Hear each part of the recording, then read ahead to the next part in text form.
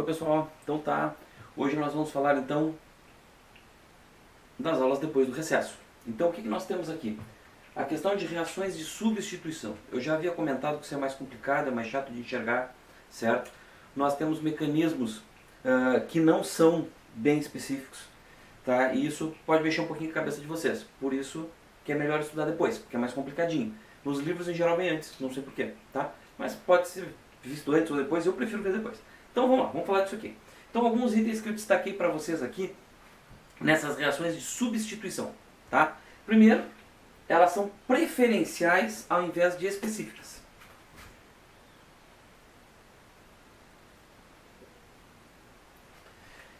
Quando você tinha uma adição, rompia o ciclo, entrava ali onde rompeu. Rompia a dupla, entrava ali onde rompeu. Não existe mais isso. Lá na adição, era ali que entra. Com certeza era ali. Na substituição é específico. O que significa? A maioria do ligante novo vai se associar a um ponto mais importante, mais preferencial. Porém, as outras reações em paralelo também vão ocorrer. Então, olha o problema que a gente tem em termos de sustentabilidade. Quando tu gera o teu produto preferencial, ele não sai praticamente puro. Ele não sai com um rendimento imenso. Ele sai com um rendimento bom, porém, ele sai misturado com alguns produtos parecidos, porém que não são aquele que tu está planejando. Tá? Então já temos um problema aí na substituição em termos práticos. Segundo problema em termos práticos que nós temos na substituição, eles geram resíduo. Esses processos geram resíduo, muitas vezes um resíduo inorgânico. Então, lá na adição, tu rompia a dupla, colocava alguma coisa. Tu rompia o ciclo, colocava alguma coisa. Vou repetir isso porque é importante.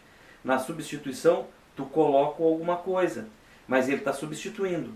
Então vai sair hidrogênio do teu composto. Ó. Vai sair hidrogênio do teu composto orgânico. E mais um pedaço que antigamente estava junto com aquele ligante que entrou na molécula orgânica. Seria mais ou menos como isso aqui. Eu pego isso, tiro o hidrogênio, e aí vou substituir no lugar do hidrogênio isso. Ótimo, obtive meu produto orgânico. Porém, restou um pedaço de cada. Esses pedaços vão ter que se unir e vão formar um subproduto. E aí nós temos que tratar esse subproduto. Então imagine que isso em termos industriais é complexo. Vocês imaginem uma reação lá que está formando hidrogênio. É um gás explosivo. Está formando HCl. É um composto corrosivo. Então tem toda uma problemática de subproduto envolvido aqui na substituição que não era intenso, que não existia ou praticamente não era de volume, de tamanho, de intensidade como é aqui na substituição. Tá? Então, em termos de sustentabilidade, se vocês puderem fabricar uma coisa por substituição ou por adição, peguem a adição. Ela é muito menos complicada do que a substituição em termos de tratamento pós-reação. Tá?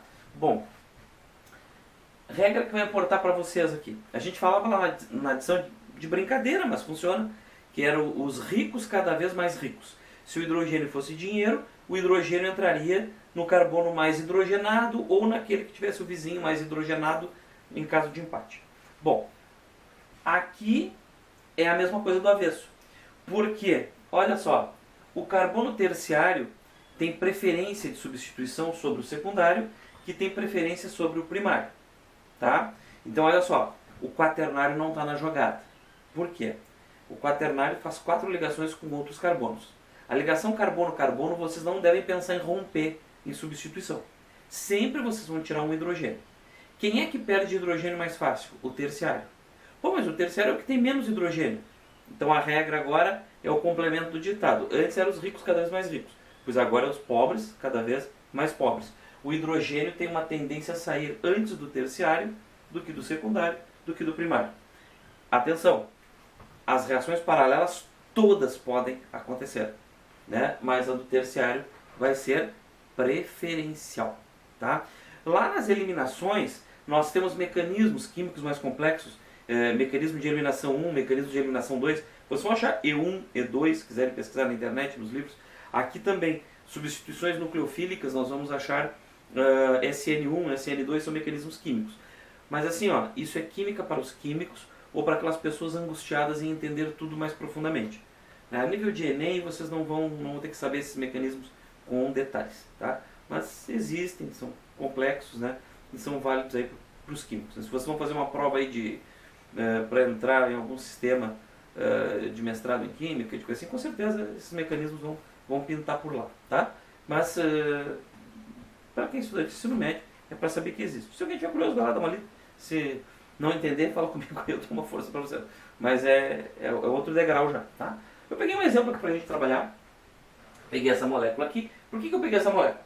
Porque é uma molécula que tem carbonos primários, vai ter um carbono secundário e um carbono terciário. Então o quaternário não entra na jogada porque ele só tem ligação com outros carbonos. Bom, então olha só, vamos pensar um pouquinho aqui. Quem é o primeiro carbono que deve receber um substituinte novo? Tá? No caso, quem é o substituinte novo? O Cl. Tá? Né? Então, o Cl vai entrar ali. Então vamos lá. Nós sabemos pela ordem que o carbono terciário deve ser o primeiro a receber. Tá certo? Então, o produto preferencial dessa reação de substituição vai ser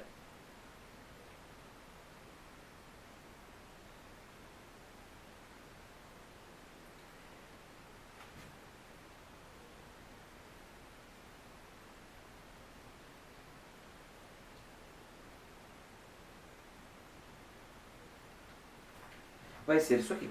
Tá? O cloro vai entrar ali no lugar de um hidrogênio do carbono terciário. Estou inventando, eu vou falar percentuais, mas esses percentuais não existem. 80%, 70% do produto vai ser isso aí, tá? Por exemplo. Tá? Mas, o próximo na ordem é o secundário. E eu tenho um carbono secundário aqui. Tá? Bom, então pode acontecer que esse Cl... Opa, caneta errada.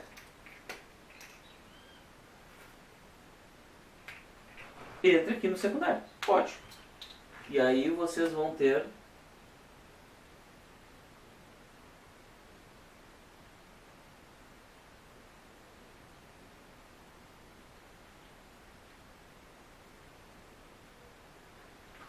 um outro produto.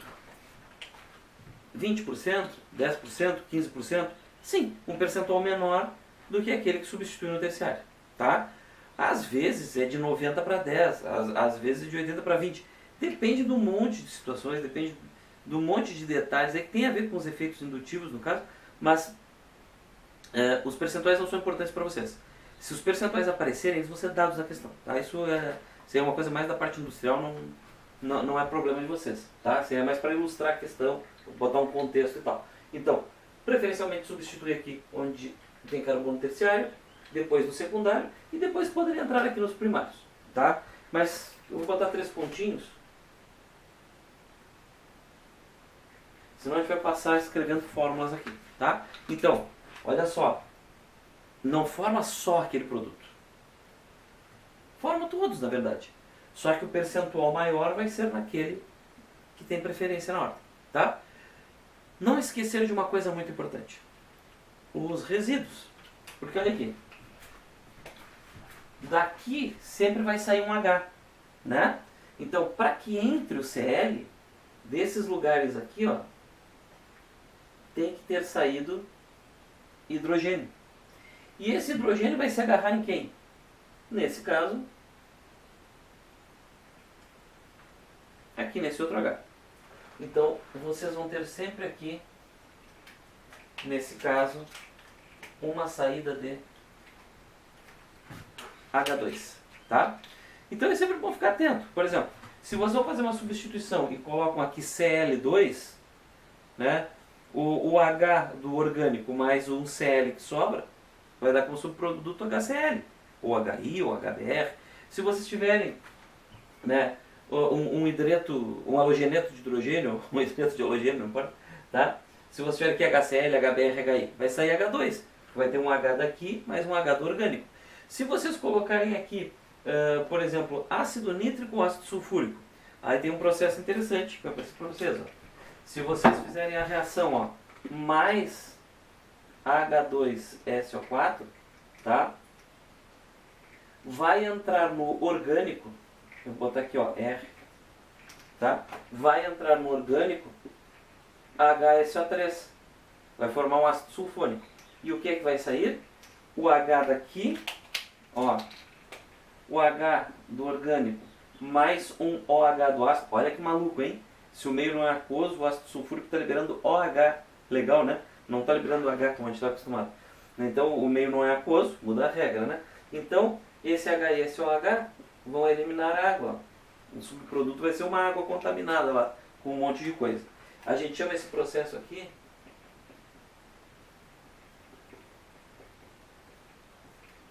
Opa, desculpem, troquei o nome. Eita, tá úmido.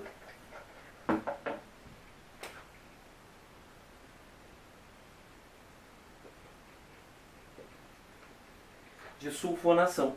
Então quando substitui ele fazendo ácido sulfônico, vai liberar água.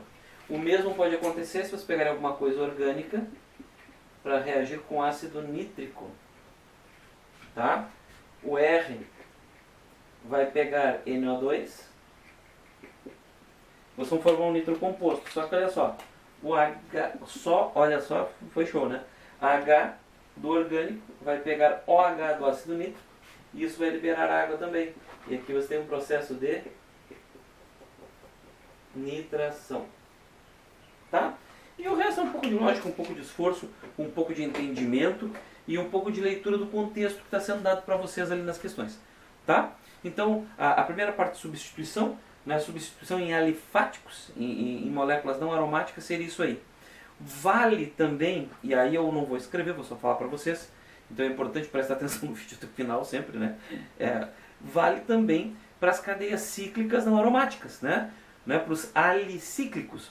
Vocês vão substituir ali. Lembrem que vai sair um hidrogêniozinho do ciclo para entrar um novo ligante. Não esqueçam esse hidrogêniozinho que sai, nem o pedacinho do ligante novo para fazer o resíduo. É só juntar os dois, tá feito, tá? Mas não pode esquecer, isso existe, isso vai ser liberado junto, isso está lá na estequiometria, né? Tá bom? Então, substituição em alifático seria isso aqui. É um universo maior, a gente tem mais teoria em cima disso, a gente fala bastante de efeitos, né? Mas o que interessa para resolver a questão é isso, tá bom? Feito!